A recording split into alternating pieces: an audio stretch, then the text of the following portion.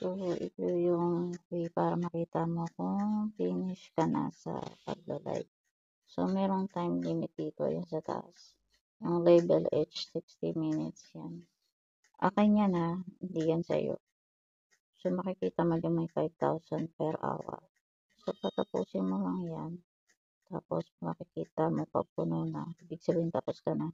Malalaman mo pag tapos ka na mag-live. Ito, may red dot dito sa ibaba. Kulay. Ayan yan. Sa may line na 3. Yan.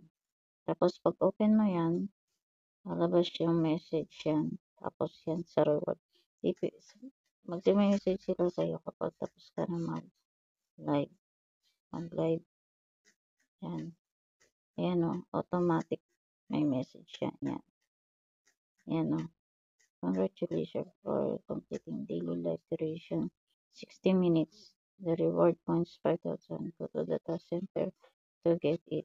Go to receive. Pwede mo siyang pindutin dito para diretso ka na sa task center para ma-receive mo na kagaya niyan. Pinindot ko. So, ito lalabas yung receive yan. Kiklik mo lang yan para makuha mo. Pero hindi ka pa siya kukunin. Ito, papakita ko pa kasi sa inyo isa pang way para makapunta dito sa receive. Sa reward. So, yan, take ko ulit siya. Tapos, pindutin ko pang rewards. Tapos, yan, ayan siya. So, para click mo lang yan. Yan, makukuha mo na yung 5,000. Yan. Tapos, pag nakuha mo na yan, papatay mo na yung live. Tapos, papasok ka dito.